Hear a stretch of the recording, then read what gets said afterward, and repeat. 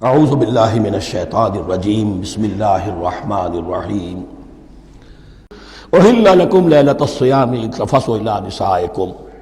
اب یہ ہے احکام کی آیت، بڑی طویل ہے، کیونکہ یہود کے ہاں شریعت میں روزہ جو ہے شروع ہو جاتا تھا شام کو ہی، اور رات بھی روزے میں شامل تھی، تو تعلق زن و شو بھی نہیں ہو سکتا، اور کوئی سحری وحری کا تصور نہیں تھا۔ جیسے ہی سوئے رات شروع، روزہ شروع، اب اگلے دن تک غروب آفتاب تک روزہ رہے گا۔ ہمارے ہاں روزے میں نرمی کی گئی ہے، ایک تو یہ کہ رات کو اس سے خارج کر دیا، روزہ دن کا ہے، اور رات کے وقت تعلق زن و شو بھی ہے، کھانا پینا بھی ہے، جو پابندیاں روزے کی ہیں وہ سب اٹھ گئی۔ لیکن ہو یہ رہا تھا کہ لوگ سمجھ رہے تھے کہ شاید وہی جو احکام ہیں یہود کے ہاں شاید وہی ہمارے ہاں بھی ہے، اس لیے وہ ایسا بھی ہوتا تھا اپنے جذبات میں بیویوں سے مقاربت کرتے تھے، لیکن دل میں سمجھتے تھے کہ ہم نے غلط کام کیا ہے۔ یہاں اب ان کو اطمینان دلایا جا رہا کہ نہیں، احل لکم لیلۃ الصیام الرفث الی نسائکم، حلال کر دیا گیا ہے تمہارے لیے روزے کی راتوں میں اپنی بیویوں کے پاس جانا۔ ہن لباس لکم وانتم لباس لہن، وہ پوشاک ہے تمہارے لیے، تم پوشاک ہو ان کے لیے۔ بڑا بلیغ کنایا ہے یہ، جیسے لباس میں اور جسم میں کوئی پردہ نہیں ہے، لباس ہی تو پردہ ہے نا، لباس میں اور جسم میں تو کوئی پردہ نہیں، ایسے ہی بیوی میں اور شوہر میں کوئی پردہ نہیں۔ ہن لباس لکم وانتم لباس لہن۔ ویسے بھی انسان کے اخلاق کی حفاظت کرنے والی، مرد کے اخلاق کی حفاظت کرنے والی بیوی ہے، بیوی کے اخلاق کی حفاظت کرنے والا مرد ہے۔ وہ مجھے اقبال کا شعر یاد آ رہا تھا، تعلیم نئی ہو کہ پرانی، نسوانیت زن کا نگہباں ہے فقط مرد۔ نہ پردہ نہ تعلیم نئی ہو کہ پرانی، نسوانیت زن کا نگہباں ہے فقط مرد۔ بہرحال ایک دونوں کے لیے وہ ایک ضرورت بھی ہے، ان کی پردہ پوشی بھی کرتے ہیں ایک دوسرے کی، اور اس طریقے سے لباس کی جو ہے اس میں کنایا کیا گیا۔ علم اللہ انکم کنتم تختانون انفسکم، اللہ کے علم میں ہے کہ تم اپنے آپ کے ساتھ خیانت کر رہے تھے، ایک کام کر رہے تھے جو گناہ نہیں ہے، لیکن تم سمجھتے تھے گناہ ہے، تو اپنے آپ سے خیانت ہو گئی کہ نہیں؟ اصلاً وہ گناہ نہیں تھا لیکن تمہارے علم میں نہیں تھا، لیکن تم یہ سمجھتے ہوئے بھی کہ یہ ممنوع ہے، اس کا ارتکاب کر رہے تھے۔ علم اللہ انکم کنتم تختانون انفسکم فتاب علیکم، تو اللہ نے تم پر نظر رحمت فرمائی، وعفا عنکم، اور بخش دیا، معاف کر دیا، جو بھی خطائیں ہو گئی ہیں وہ سب کے سب معاف سمجھو۔ فالآن باشروہن، اب ان کے ساتھ جو بھی تعلق زن و شے ہے وہ قائم کرو۔ وابتغوا ما کتب اللہ لکم، اور تلاش کرو، حاصل کرو جو کچھ اللہ نے تمہارے لیے لکھ دیا ہے۔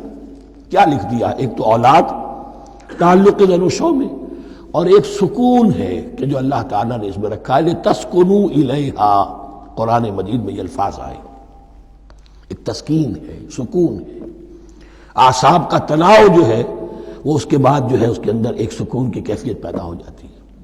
اور یہی اس میں حکمت ہے کہ حضور اپنے ہر سفر میں ہم ایک زوجہ محترمہ کو ضرور ساتھ رکھتے تھے، اس لیے کہ قائد کو، سپہ سالار کو کسی وقت بڑی ایسی یعنی پریشان کن صورتحال میں فیصلے کرنے پڑتے ہیں، جذبات پر دباؤ ہوتا ہے اور اعصاب پر دباؤ ہوتا ہے، تو ساتھ اگر کوئی اہلیہ بھی موجود ہو تو اس میں، اور اس کے بہترین مواقع سیرت میں آئے ہیں، وہ پھر کسی وقت میں بیان کروں گا۔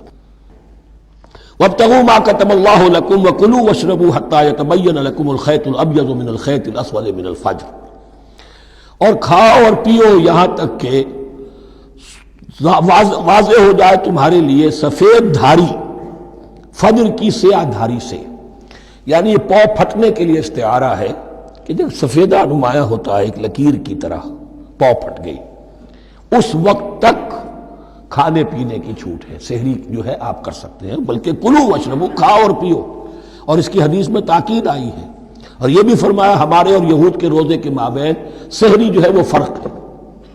تسحروا فإن فی السحور برکہ، سحری ضرور کیا کرو اس لیے کہ سحری میں برکت ہے۔ ثم اتموا الصیام الی اللیل، پھر رات تک روزے کو پورا کرو۔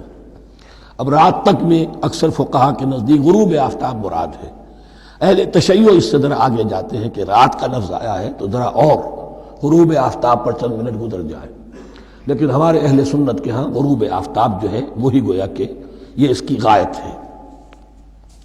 وَلَا تُبَاشِرُوهُنَّ وَأَنْتُمْ عَاكِفُونَ فِي الْمَسَاجِدِ، لیکن یہ رعایت جو تمہیں دی جا رہی ہے اس میں ایک استثناء ہے، جب تم معتکف ہو مسجدوں میں تو پھر اپنی بیویوں سے کوئی تعلق قائم نہ کرو۔ وَلَا تُبَاشِرُوهُنَّ، مت ان سے مباشرت کرو، وَأَنْتُمْ عَاكِفُونَ فِي الْمَسَاجِدِ، جبکہ تم مسجدوں میں اعتکاف میں ہو، آخری عشرے میں جو اعتکاف ہوتا ہے۔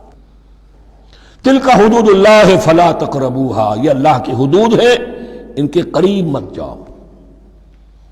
بعض جگہ پر آتا ہے فَلَا تَعْتَدُوهَا، ان حدود کو عبور نہ کرو، ان سے تجاوز نہ کرو۔ تو حرام تو یہی شے ہوگی کہ حدود سے تجاوز کیا جائے، لیکن احتیاط اس میں ہے to keep at a safe distance, ذرا دور رہو۔ آخری حد تک چلے جاؤ گے تو اندیشہ ہے کہ کہیں اس حد کو کراس نہ کر جاؤ۔ فلا تقربوها، اللہ کے حدود سے ذرا ایک سیف ڈسٹینس کے اوپر رہنا ضروری ہے۔ کذالک یبین اللہ آیاتہ للناس، اسی طرح اللہ تعالیٰ واضح کرتا ہے اپنی نشانیاں لوگوں کے لیے، لعلہم یتقون، تاکہ وہ تقوی کی روش اختیار کر سکیں، بچ سکیں۔ اب وہ لٹمس ٹیسٹ والی آیت آ گئی، تقوی کا ٹیسٹ کیا ہے؟ روزہ اس لیے فرض کیا کہ تقوی پیدا ہو جائے، یہ سارے احکام تمہیں دیے جا رہے ہیں تاکہ تمہیں تقوی پیدا ہو جائے۔ ٹیسٹ کیا ہے؟ تقوی کا لٹمس ٹیسٹ عقل حلال،